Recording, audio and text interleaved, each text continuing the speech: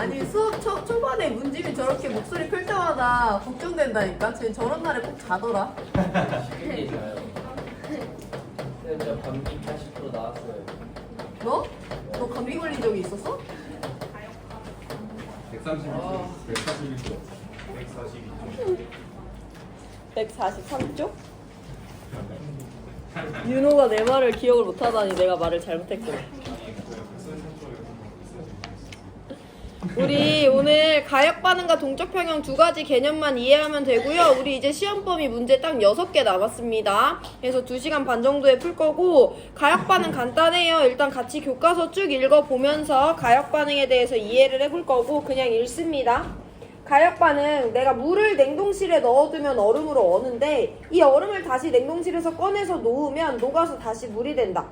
물의 상태 변화처럼 화학 반응에서도 생성물이 다시 반응물로 되는 반응이 일어날 수 있는데, 염화 코발트 COCl2는 건조한 상태, 물을 만나지 않은 상태일 때는 푸른색을 띠지만 수분을 흡수하면 붉은색으로 변한다. 이 붉은색의 염화 코발트 육수화물 COCl2 곱하기 6H2O를 가열하면 물이 다시 날아가서 푸른색의 COCl2로 변한다. 즉 푸른색의 염화 코발트가 물과 결합하여 붉은색의 염화 코발트 육수화물을 생성하는 반응과 붉은색의 염화 코발트 육수화물이 물을 잃고 염화 코발트로 되는 반응이 모두 일어날 수 있대. 밑에 반응식 보면요, 푸른색의 염화 코발트 COCl2가 6개의 H2O를 만나서 COCl2 곱하기 6H2O, 붉은색의 염화 코발트 육수화물이 되는 반응이 일어날 수도 있고요. 밑에 반대로 붉은색의 염화 코발트 육수화물 COCl2 곱하기 6H2O가 푸른색의 염화 코발트 COCl2와 6H2O로 나눠지는 반응이 일어날 수도 있어. 그럼 우리는 얘네들을 반항식을 하나로 합쳐서 쓸 수도 있는데 그 밑에 박스입니다. COCl2 더하기 6H2O가 COCl2 곱하기 6H2O가 됐다가 다시 돌아왔다가 하는 반응이 있어요. 얘는 우리가 여태까지 봤던 화학 반응식이랑 조금 다른 게 있어. 뭐가 달라? 뭐가 좀 다르지? 곱하기가 있어요. 곱하기가 있죠. 그리고 또 뭐가 다르지? 잘 봐봐. 화살표가 조금 다르지? 한 방향이 아니에요. 우리는 그동안 항상 반응물을 왼쪽에 적고 생성물을 오른쪽에 적고 반응의 진행 방향을 오른쪽 화살표로 나타내줬거든요. 근데 얘는 오른쪽으로도 화살표가 가고 왼쪽으로도 화살표가 가. 그러니까 반응물이 생성물이 되는 반응인 오른쪽도 일어날 수 있지만 생성물이 반응물이 되는 왼쪽 방향의 반응도 일어날 수 있다는 것을 화살표가 표현해 주는 거고요. 박스 밑에 밑줄 칩니다. 이와 같이 화학 반응식에서 오른쪽으로 진행되는 반응을 정반응이라 하고 왼쪽으로 진행되는 반응을 역반응이라고 한다. 또 정반응과 역반응이 모두 일어날 수 있는 반응을 가역반응이라고 한다라고 나와 있어요. 그래서 우리 오늘 첫 번째 성취 기준 가역 반응의 정의에 대해서 나와 있어요. 어렵지 않고 가역 반응은 말 그대로 역반응이 가능하다는 거거든요. 그래서 정반응과 역반응이 모두 일어날 수 있는 반응을 가역 반응이라고 합니다. 여기 있는 내용만 인지하시면 되는데 한 가지를 더 추가시켜 드리면, 예를 들어 내가 A 더하기 B를 반응시켜서 C랑 D를 생성하는 화학 반응이 있었대. 우리 항상 약속하는 거야. 왼쪽엔 반응물을 적고요, 오른쪽엔 생성물을 적어요. 근데 얘는 C랑 D가 만나서 A랑 B가 되는 반대 방향의 반응도 일어날 수 있대. 그럼 얘 가역 반응이 아니야. 가역 반응 맞잖아요. 근데 가역 반응의 입장에서 얘가 반응물이고 얘가 생성물은 맞잖아. 근데 우리 그렇게 읽지 않아요. 항상 왼쪽에 적혀있는 애들을 반응물, 오른쪽에 적혀있는 애들을 생성물이라고 읽거든요. 그래서 A랑 B가 만나서 C랑 D가 되는 반응은 반응물이 생성물이 된다고 표현하지만 C랑 D가 만나서 A랑 D가 되는 반응은 생성물이 반응물이 된다 라고 표현을 해주시는 게 더 맞습니다. 왼쪽에 반응물을 적고 오른쪽에 생성물을 적어요. 역반응의 반응물, 역반응의 생성물이라고 굳이 불러도 되지만 그럴 필요 없이 생성물이 반응물이 된다라고 표현해 주시면 돼요. 그게 가역 반응에서 유일하게 추가적으로 알고 있을 내용이고, 자, 우리 가역 반응은 이해했을 거고 넘어가서 동적 평형 살펴봅니다. 네. 그럼 이게 위치 바꿀 수 없어요? 위치 바꿔도 되지. 그럼 정반응이 C랑 D가 A, B가 되는 반응이 정반응인 거지. 위치가 바뀌면. 질문 있나? 자, 교과서 144페이지 넘어가서 동적 평형 볼게요. 그냥 쭉 읽어보고 그 다음에 설명해 드릴 거예요. 물을 그릇에 담아 놓으면 물이 증발하여 그 양이 서서히 줄어들다가 모두 사라진다. 그런데 물이 담긴 그릇을 밀폐해 놓으면, 뚜껑을 닫아 놓으면 물의 양이 서서히 줄어들다가 어느 순간 일정해진다. 이렇게 밀폐된 그릇 속에 담겨 있는 물은 그럼 더 이상 증발하지 않는 건가? 라고 의문이 들 수가 있어요. 밑줄 칩니다. 밀폐 용기에 넣은 물은 표면에서 증발 동그라미 이 일어나 수증기가 된다. 이때 생성된 기체 상태의 물 분자는 용기 속을 자유롭게 운동하다가 다시 액체로 돌아오기도 한다. 이와 같이 증발과 반대되는 현상을 응축 동그라미라고 한다. 그리고 이 증발과 응축을 살펴보는 거 우리 밀폐 용기에서 보거든요. 그래서 맨 앞에 밀폐 용기도 동그라미 쳐놓으시면 됩니다. 자, 우리 이 물과 수증기의 동적 평형을 사례로 동적 평형을 이해해 볼 건데, 그러기 위해서 꼭 이해해 줘야 되는 개념이 있는데 증발이에요. 너네 증발 되게 많이 들어봤지? 일상생활에서도 증발됐다는 말 많이 쓰잖아요. 증발은 어떤 현상을 증발이라고 해? 증발. 사라지는 거. 뭐가 사라져? 뭐가 사라지지? 액체로 액체가 기체로 날아가는 걸 증발이라고 하잖아. 근데 조건이 하나 있어요. 증발은 액체가 기체가 되는 것은 맞는데 어떤 현상만 증발이라고 하냐면, 액체 표면에서 액체가 기체가 되는 현상을 증발이라고 합니다. 우리 예를 들어서 아침에 뭐 양치든 세수든 샤워든 하고 나왔잖아. 그럼 화장실 바닥이랑 세면대가 다 젖어 있잖아. 근데 우리가 한 8, 9시간 학교에 있다가 집에 가. 그 물들 남아있어? 안 남아있어? 안 남아있지. 우리가 그거를 날리기 위해서 열심히 뭐 드라이기질을 한 게 아니잖아. 그냥 시간이 흘렀더니 그 물들이 날아가는 거잖아. 우리 그런 걸 대표적으로 증발했다고 표현하는데, 증발을 조금 확대해서 표현을 해볼게요. 증발이라는 것은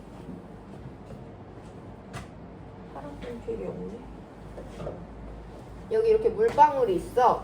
그럼 이 물에서 증발은 액체 표면에서만 일어나는 거거든요. 해서 여러분들이 없는 시간 동안 그 화장실에서 무슨 일이 있는 거냐면, 이 표면에서 액체가 기체가 돼서 날아가. 그래서 이 표면이 조금 낮아질 거예요, 수면이.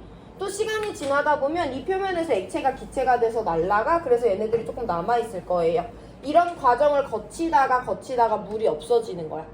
근데 우리 증발을 누구랑 꼭 구별을 해줘야 되냐면, 끓음이랑 구별을 해줘야 돼. 너네 라면 먹을 때 물 어떻게 해? 끓이잖아. 그 끓이는 것은 그냥 일어날 수 있어? 우리가 가열해줘야지 일어날 수 있어? 가열해줘야 돼. 몇 도씨까지 가열을 해줘야 돼? 물의 끓는 점이 100도씨까지 가열을 해줘야 되죠. 우리 끓음이랑 구별을 해볼 건데, 내가 냄비를 준비하고 여기다 물을 받고 얘네들을 가열을 할 거야. 그럼 우리 얘가 끓는 거 알 수 있잖아. 어떻게 알 수 있어? 눈으로 어떻게 알아? 보글보글 기체가 올라오잖아. 끓음이랑 증발은 진짜 다른 게 뭐냐면, 끓음은요, 액체 내부에서 액체가 기체가 되는 현상이에요. 이 액체 표면에서 액체가 기체가 되는 것이 아니라 이 내부에 있던 액체가 갑자기 기체로 형태 변화해? 그럼 기체는 가벼우니까 위로 떠오르죠. 이런 과정들이 반복되면서 얘네들이 보글보글 끓는 것을 우리가 확인할 수 있는 거야. 끓음은요, 액체 내부에서 일어나는 거고요. 증발은 액체 표면에서 일어납니다. 또 차이점이 있지. 끓음은 그 액체의 끓는 점이라는 높은 온도에 도달해야지 끓을 수 있어요. 근데 증발은 어떤 온도에서든 액체 표면에서는 항상 증발이 일어납니다. 그걸 알고 계시면 돼요. 이 상온 25도씨가 아니더라도, 너네 아침에 세수하고 나왔는데 누가 100도씨로 화장실 온도 높여가지고 그 물들 다 날아간 거 아니잖아. 그냥 상온에서도 증발이 일어나기 때문에 물들이 날아간 거잖아요. 증발은요, 액체 표면에서 일어나고 굳이 끓는 점에 도달하지 않아도 액체가 있으면 표면에서 증발은 항상 발생합니다. 그걸 일단 이해하셔야 돼요. 증발이 항상 일어난다. 자, 우리 그럼 이 정도 봤으면 이제 오늘의 문제 상황으로 돌아올 건데, 내가 실험 상황을 한번 볼게요. 이제 세면대가 아니라 둥근 바닥 플라스크라는 실험 도구에서 내가 여기다가 물을 넣어놨어. H2O 리퀴드라고 표현을 해볼게요. 그럼 얘 가만히 냅둬도 무슨 일이 일어난다고? 증발이 일어나는 거야. 어디서? 액체 표면에서 증발이 일어나죠. 이 표면에서 증발은 쉬지 않고 계속 일어나? 그러면 당연히 이 수면의 높이 어떻게 돼? 낮아질 거 아니야. 수증기가 돼서 날아가겠죠. 그리고 여기 또 증발이 계속해서 일어날 거기 때문에 내가 얘를 가만히 냅두면 수면은 점점 낮아지고 낮아지고 낮아지고 낮아지다가 물은 어떻게 돼? 다 증발해서 수증기가 돼서 날아가겠지. 근데 우리 이번에는 조건을 하나 걸어볼 건데 지금은 뚜껑이 열려 있었어. 그래서 액체가 기체가 되면 기체는 워낙 자유롭기 때문에 다 도망가서 날아가거든요. 근데 이번에는 내가 어떤 조건을 달아놓을 거냐면 밀폐 진공 용기에다가 물을 넣어놓고 뚜껑을 닫을 거야. 밀폐할 거예요. 여기부터 집중을 하셔야 됩니다. 얘가 밀폐가 됐건 안 됐건 온도가 25도씩은 100도씩은 여기 액체가 있어. 그럼 액체 표면에선 뭐가 일어나? 증발이 일어난단 말이야. 그래서 여기 있는 애들은 증발해서 수증기 분자가 생길 거예요. 그럼 수증기가 여기 이렇게 점점 증발은 멈추지 않고 계속 일어나니까 수증기가 점점 쌓일 거 아니야. 근데 아까처럼 이 수증기들이 날아갈 수 있는 상황이야, 없는 상황이야?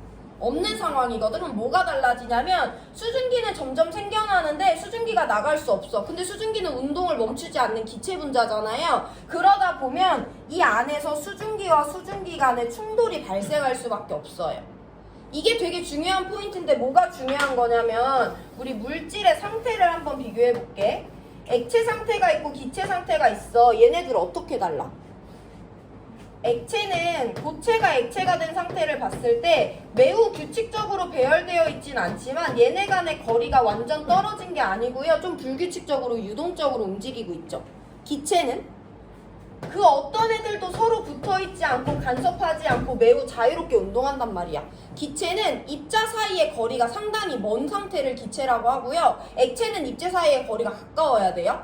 근데 여기 있는 애들이 되게 멀리 떨어져서 운동하다가 어떻게 된다고?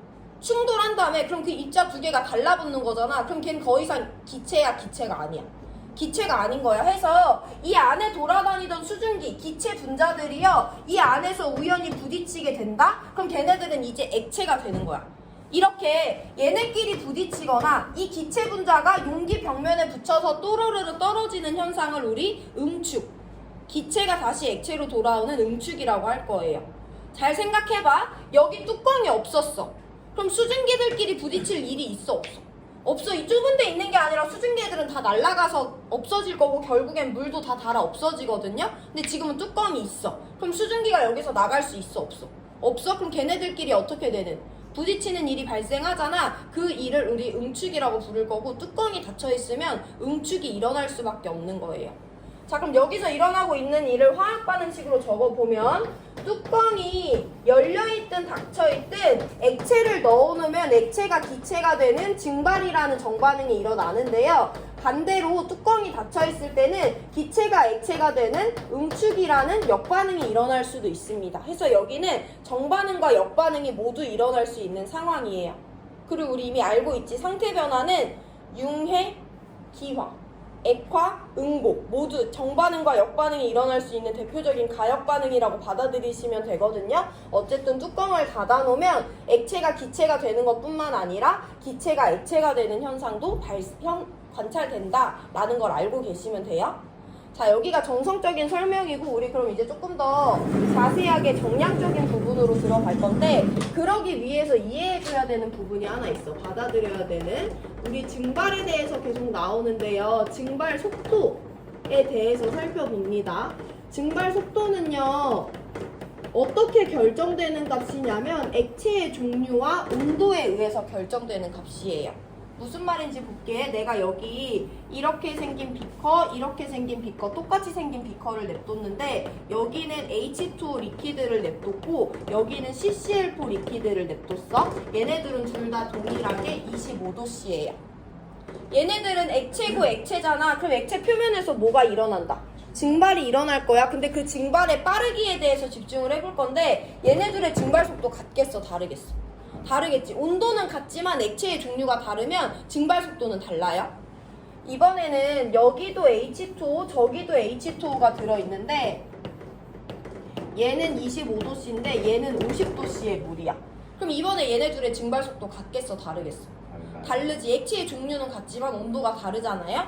자, 이번에는 내가 어떤 걸 준비할 거냐면 용기를 조금 더 넓은 애를 준비할 거예요. 여기도 H2O 리퀴드, 여기도 H2O 리퀴드가 들어있는데요. 얘네들의 온도는 25도씨로 똑같습니다. 그럼 얘네들의 증발 속도는 어때?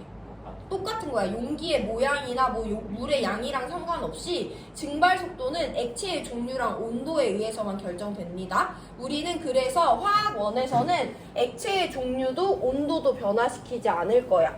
무슨 말이냐면 내가 여기 둥근 바닥 플라스크를 준비해 놓고 여기다가 H2O 리퀴드를 넣어 놓고 뚜껑을 닫아 놓을 거예요. 그리고 여기 온도를 25도씨로 유지할 거야.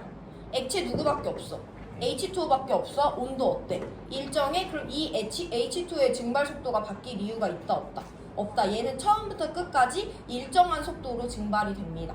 그래서 내가 얘의 증발 속도를 시간에 따라 나타내 볼 건데 나 온도 변화시키지 않을 거야. 그럼 액체의 증발 속도는 처음부터 끝까지 계속해서 일정한 값으로 나타난다 라는 걸 일단 받아들이시면 돼요. 이건 뭐 우리가 제시받은 값이니까 그냥 받아들이시면 됩니다. 자, 내가 뚜껑을 닫고 H2O 리퀴드를 넣어놨어. 그럼 거기서 일정한 속도로 뭐가 일어난다고? 증발이 일어난다는 거잖아? 자, 그러면 이제 얘는 쉬지 않고 1초당 10개의 물 분자가 10개의 수증기로 증발된다고 해봐. 그럼 1초당 10개씩 증발이 일어나니까 이 통 안에는 점점 뭐가 쌓이겠어? 수증기가 쌓일 거 아니야? 그럼 수증기가 점점 쌓이다 보면 걔네끼리 어떻게 되니까? 부딪히니까 뭐도 일어날 수 있어. 응축도 일어날 수 있잖아요. 그 응축의 속도에 대해서 우리가 한번 살펴봅니다. 맨 처음에 나 물만 넣어줬어. 증발이 아직 일어나기 전인 0초일 때 이 안에 수증기가 있어 없어? 없어. 나 물만 넣어줬잖아. 그럼 응축이 일어날 수 있어 없어? 없어. 응축은 누가 부딪혀야지. 수증기끼리 부딪혀야지 응축이 일어날 수 있다고 했잖아요. 그래서 맨 처음에 응축의 속도는 증발과 다르게 제로입니다. 자, 근데 수증기는 없었지만 액체가 증발을 해서 수증기가 점점 생겨나고 있잖아. 그럼 맨 처음에는 수증기의 양이 이 통 안에서 점점 어떻게 돼? 늘어날 거 아니야. 수증기의 양이 늘어나면 걔네끼리 부딪힐 일이 어떻게 돼? 점점 많아지잖아. 그 말은 응축 속도가 점점 빨라진다는 거예요. 해서 응축 속도는 점점 빨라지는 형태로 그래프가 나타납니다. 증발 속도는 과학적으로 이렇게 정해져 있지만 응축 속도는 이 상황에서 어떻게 해석하면 되냐면 이 동일한 둥근 바닥 플라스크 통 안에 H2O 수증기의 양이 많아질수록 부딪힐 확률이 높아지니까 응축 속도가 빨라지게 되겠지. 그렇게 받아들이시면 돼요. 응축 속도는 이 안에 들어있는 수증기의 양에 의해서 결정됩니다. 자, 우리 그럼 한 이 정도에서 멈춰가지고 한번 상황을 해석을 해볼 건데 지금 여기 T1초라고 해봐. T1초일 때 증발 속도랑 응축 속도 중에 여전히 누가 더 빨라? 증발 속도가 빠르지. 그럼 저 상황에서 1초에 10개가 증발한대. 근데 1초에 7개가 응축된대. 그러면 수증기가 되는 양이 많은 거야? 물로 돌아오는 양이 많은 거야? 수증기로 되는 양이 많은 거지. 그럼 알짜로 10개가 날아가고 7개가 돌아오니까 여전히 수증기의 양이 어떻게 되고 있는? 증가하고 있는 구간이잖아요. 해서 여기서도 여전히 응축 속도는 계속 빨라지는 것을 알 수 있어. 그러다가 어디에 도달하게 되냐면 증발과 응축 속도가 같아진 순간에 도달하게 되거든? 그럼 저기서 한번 볼게. 증발 속도는 처음부터 끝까지 일정한 거 우리가 이미 이해했고 증발과 응축 속도가 같아졌어? 그럼 1초에 10개가 날아가면서 다시 10개가 되돌아오는 거잖아. 저때 수증기의 양 변화 있어 없어? 없어. 그럼 응축 속도가 빨라지거나 느려질 이유가 있어 없어? 없는 거잖아요. 해서 그 뒤로는 응축 속도도 일정한 값으로 유지가 됩니다. 이걸 이해하셔야 돼요. 이게 이번 시간, 다음 시간, 다다음 시간 문제풀이에 계속 사용되는 내용입니다. 증발이라는 것은 액체 표면에서 항상 일어나는 거겠고 온도가 일정하기 때문에 증발 속도는 계속 일정하고요. 근데 얘는 뚜껑이 닫혀있기 때문에 이 안에 수증기가 계속 쌓인단 말이야. 그러다 보면 수증기끼리 부딪혀서 응축이 일어날 수 있죠. 우리 그 응축의 속도에 대해서 집중을 해본 건데 처음에는 수증기가 하나도 없으니까 속도가 제로다가 증발은 계속해서 일어나니까 이 통 안에 수증기가 점점 쌓여. 그러다 보면 수증기의 양이 점점 늘어나니까 부딪히면서 응축이 되는 속도도 점점 빨라지고요. 언제까지 빨라지냐? 증발 속도랑 같아져서 더 이상 수증기의 양 변화가 없을 때까지. 근데 그때도 어쨌든 통 안에 수증기는 있고 액체는 남아있는 거기 때문에 증발도 응축도 속도가 제로가 아니라 계속해서 일정한 속도로 왔다 갔다 하는 일이 일어난다 라고 이해해 주시면 돼요. 우리 이 내용을 교과서 밑줄 치면서 한 번 더 정리를 해볼 건데 교과서 144페이지 다시 봅니다. 상황 이해를 해봐야 돼요. 그 반응식 나와 있는 박스 밑에 두 번째 문단 본다. 아래 그림은 밀폐 용기에서 일어나는 물의 증발과 응축을 모형으로 나타낸 것이다. 처음에는 증발하는 물 분자가 응축하는 물 분자보다 많다 밑줄 치세요. 처음에는 증발하는 물 분자가 응축하는 물 분자보다 많다 쳐놓고 일어나라. 옆에다가 증발 속도가 응축 속도보다 빠르다고 표현해 놓으시면 돼요. 교과서 두 번째 문단 144페이지 밑줄 칩니다. 밀폐 용기에서 일어나는 물의 증발과 응축을 모형으로 나타낸 건데 밑줄. 처음에는 증발하는 물 분자가 응축하는 물 분자보다 많다 밑줄 쳐놓으시고 옆에다가 증발 속도가 응축 속도보다 빠르다고 써놓으세요. 그러나 점점 응축하는 물 분자가 많아진대. 이거 뭐라고 표현하면 되냐면 응축 속도가 점점 빨라진다라고 표현해 주시면 돼요. 그러다가 일정한 시간이 지나면 증발하는 물 분자 수와 응축하는 물 분자 수가 같아진다. 여기다가 증발 속도랑 응축 속도가 같다라고 쓰세요. 야, 써야 잠이 깬다 얘들아. 증발 속도와 응축 속도가 같다라고 써놓으세요. 자, 그럼 여기가 제일 중요해. 그러면 여기 이렇게 속도가 같은 부분에 도달했어. 그럼 1초에 물이 10개가 증발하는데 1초에 다시 수증기 10개가 물로 되돌아온다는 거잖아. 그럼 우리가 겉으로 봤을 때 물은 열심히 수증기가 됐는데 수증기도 열심히 물이 돼. 물의 양과 수증기의 양의 변화가 나타나 안 나타나? 안 나타나는 거죠. 겉으로 봤을 때는 변화가 일어나지 않는 것처럼 보인다. 밑줄 치고 그림 밑에 이와 같이 밑줄. 겉보기에는 반응이 일어나지 않는 것처럼 보이지만 실제로는 정반응과 역반응이 같은 속도로 일어나고 있는 상태를 동적 평형이라고 한다라고 나와 있어요. 거기 밑줄 쳐놓으시고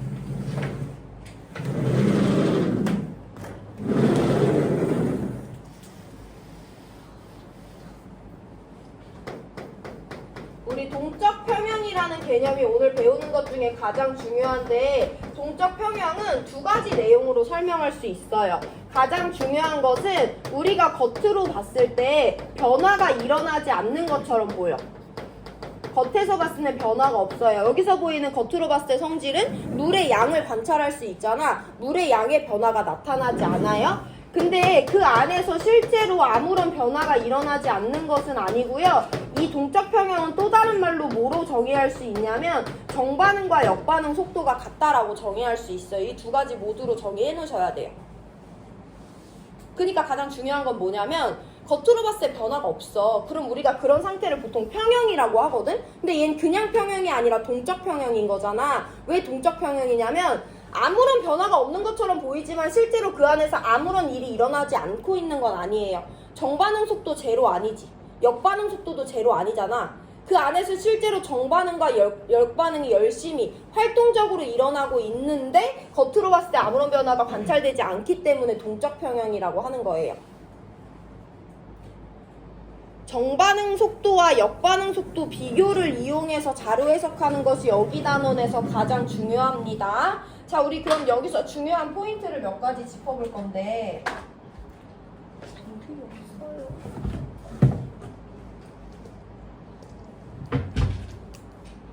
잘 봐봐라 얘들아. 여기 지점을 먼저 볼 거야. 여기는 여기 내가 T2라고 해볼게. T2에서 정반응 속도와 역반응 속도를 비교해 볼 건데 T2 정반응 증발이고요. 역반응 응축이에요. 얘네들의 속도 어때? 똑같지? 그럼 여기는 평형이 아니야. 평형이야. 그럼 겉으로 봤을 때 변화가 있어 없어? 없어. 그게 중요해. 정반응과 역반응 속도가 같으면 겉으로 봤을 때 변화가 없어요. 근데 내가 T1을 볼게. T1은 정반응 속도랑 역반응 속도가 같아 달라? 정반응과 역반응 속도가 다르죠. 그럼 여기는 평형이 아니야. 평형이 아니야? 그럼 겉으로 봤을 때 변화가 있어 없어? 있는 거야. 그게 중요한 거야. 겉으로 봤을 때 변화가 있어요. 겉으로 봤을 때 변화가 누구로 나타나냐면 정반응과 역반응 중에 누가 더 빠르게 나타나니? 정반응이 더 빠르게 나타나지. 그럼 여기는 알짜 변화가 있잖아. 여기는 알짜 변화가 없죠. 둘 다 활발히 일어나지만 속도가 똑같잖아. 근데 여기는 둘의 속도가 다르기 때문에 알짜 변화가 있어요. 알짜 변화는 누구 거냐면 정반응, 더 빠른 애의 알짜 변화가 나타납니다.